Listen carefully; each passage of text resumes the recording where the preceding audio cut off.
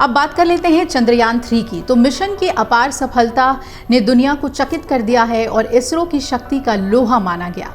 Lander Vikram ने 23 अगस्त को चंद्रमा की सतह पर सुरक्षित लैंडिंग की थी और ये वो समय था जब वहां सूरज निकल चुका था।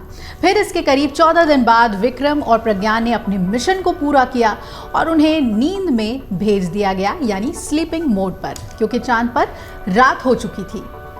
अब इसी कड़ी में 21 सितंबर को चांद पर सुबह हुई तो इसरो की तरफ से प्रज्ञान रोवर और विक्रम लैंडर को जगाने की कोशिश भी शुरू कर दी गई थी, लेकिन इस मामले में अभी तक सफलता नहीं मिल पाई है। ऐसे में सवाल है कि क्या अब प्रज्ञान रोवर और विक्रम लैंडर की नींद नहीं टूटेगी? क्या चंद्रयान 3 मिशन पूरा हो चुका है? इसरो के पूर्व चेयरमैन एएस किरण कुमार ने एक इंटरव्यू में हाल ही में अपनी चिंता इसे लेकर जाहिर की। उन्होंने कहा कि चंद्रयान 3 मिशन के लैंडर और रोवर की बैटरियां -200 से -250 डिग्री सेल्सियस के तापमान में जिंदा रहने के लिए नहीं बनी है। ऐसे में सूरज निकलने पर उनके फिर से काम करने को लेकर पूरी तरह अनिश्चितता की स्थिति है। हालांकि इसरो ने उम्मीद नहीं छोड़ी है और 22 सितंबर से लगातार चांद पर सिग्नल भेजा जा रहा है और साइंटिस्ट पूरे 14 दिन तक इंतजार करेंगे जब तक चांद पर अगली रात शुरू नहीं हो जाती है।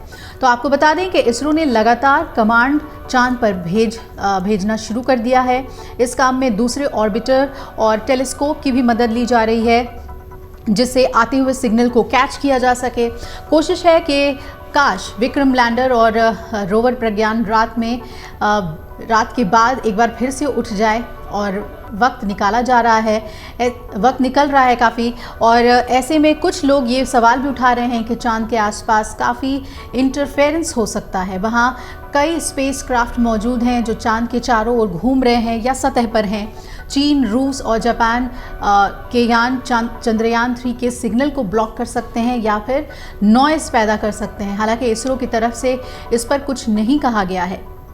अब आपको बता दें कि पृथ्वी अपनी धुरी पर भी घूमती है, इस वजह से दिन और रात जल्दी आते हैं। लेकिन चांद पर ऐसा नहीं होता है। चांद अपनी धुरी पर नहीं घूमता, सिर्फ पृथ्वी के चक्कर लगाता है। इसी कारण हमें इसका एक ही हिस्सा दिखता है। जब चांद पृथ्वी से चमकता दिखे तो उस जगह वहाँ सुबह होती है। चांद पर 14 दिन और 14 रातें मिलकर एक दिन बनाती हैं। सुबह के समय यहाँ का तापमान 100 डिग्री सेल्सियस से ज़्यादा गर्म होता है, वहीं रात में तापमान -200 डिग्री सेल्सियस से ज़्यादा नीचे चला जाता है। विक्रम और प्रज्ञान के यंत्रों को ऐसा नहीं बनाया गया है जो इतनी ठंड में भी ठीक तरीके से काम कर सके। इस कारण माना जा रहा है कि अब ये खराब हो चुके हैं। फिलहाल इससे पहले चंद्रयान 3 मिशन पूरी तरह से सफल रहा। चंद्रयान 3 मिशन के माध्यम से ये पता चला कि चांद के साउथ पोल पर sulphur, aluminium, calcium, iron, chromium, titanium, manganese, silicon और ऑक्सीजन मौजूद है। कहीं समतल तो कहीं बड़ा गड्ढा भी है, जिसे क्रेटर कहते हैं। चांद पर वाइब्रेशन को भी रिकॉर्ड किया गया है। वहीं रंभा LP पेलोड ने चांद की सतह पर प्लाज्मा होने की बात कही थी। साथ ही ये भी बताया कि यहाँ प्लाज्मा कम घना है। चंद्रयान 3 के लैंडर और रोवर हमेशा चांद की सतह पर ही रहेंगे। हालांकि विक्रम और प्रज्ञान को अंतरिक्ष का कबाड़ नहीं माना जाएगा। अमर उजाला अब आपके टीवी पर भी। अपने स्मार्ट टीवी पर YouTube पर सर्च करें अमर उजाला, चैनल सब्सक्राइब करें और देखें ताजा खबरें, वो भी HD क्वालिटी में। और हाँ, बेल आइकन दबाना ना भूलें ताकि हर खबर हो आपके घर। अमर उजाला, निष्पक्ष, निर्भीक, निरंतर।